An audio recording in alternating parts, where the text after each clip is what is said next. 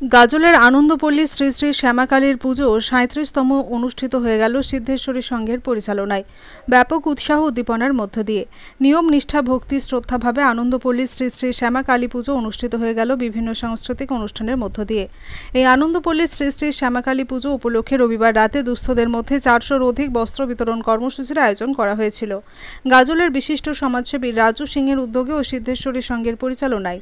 এরপর এই অনুষ্ঠানে আসা বিশিষ্ট অতিথিদের বরণ করে নেওয়া হয়। আনন্দপল্লী শ্রী শ্রী শ্যামাকালী পুজো উপলক্ষে দুস্থরা নতুন বস্ত্র পেয়ে সাধুবাদ জানিয়েছেন বিশিষ্ট সমাজসেবী রাজু সিংকে। এমনই কর্মসূচিতে উপস্থিত ছিলেন গাজলের বিশিষ্ট সমাজসেবী রাজু সিং, গাজলের বিশিষ্ট সমাজসেবী প্রসেনজিৎ সাহা, সিদ্ধেশ্বরী সংঘের সকল সদস্য সহ অন্যান্যরা। পরিশ্রম করে তাদেরকে বরণ করে নিচ্ছেন আমাদের প্রথমে বরণ করে নেব সাংবাদিক। একটু হাততালি হবে তো? আমরা সদস্যরা এনারা তো হাততালি হবে।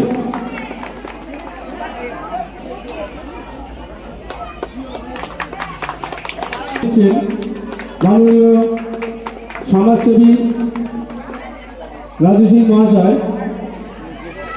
মহাশয়, বিপ্লব খেলা এবং মা শ্যামা পুজো উপলক্ষে দুস্থ পরিবারের হাতে প্রায় ৪-৫০০ বস্ত্র আমরা আজকে বিতরণ করি এবং আমরা আগামী দিনে এই ক্লাবে যে সেক্রেটারি সদস্য যারা রয়েছে এই ধরনের অনুষ্ঠান দীর্ঘ বছর ধরে তারা করে আসছেন এবং পাশে আমি আছি। আগামী দিনে আরও আমি সহযোগিতা হাত এনাদেরকে বাড়িয়ে দেব।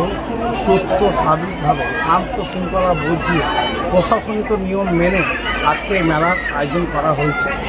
আমার পক্ষ থেকে গোটা মালদাবাসী এবং গাজলবাসী এই এরিয়াবাসীকে দীপাবলির তৃতীয় শুভেচ্ছা, আন্তরিক ভালোবাসা এবং প্রণাম আমি জানাই। খুব ভালো লাগলো, গ্রামবাসীর লোক একদম জমজমাট করছে, খুব ভালো লাগলো এবং ক্লাবের যারা সদস্য এরিয়াবাসী সম্পূর্ণভাবে সহযোগিতা করছে। সব কিছু শান্ত শৃঙ্খলাভাবে সব প্রোগ্রাম ভালোভাবে পার হলো। একটু পরে 9টার পরে এখানে একটি প্রতিযোগিতা রেখেছে, ডান্স প্রতিযোগিতা রেখেছে। যাক, আমি বলবো এই ক্লাবে সকলকে যেন সবাই সুস্থ স্বাভাবিকভাবে যেন এইটা পালন করে। বলছি, আমার নাম রাজু সিং, আমি বিশিষ্ট সমাজসেবী, আমার বাড়ি হচ্ছে গাজল কমলাবী।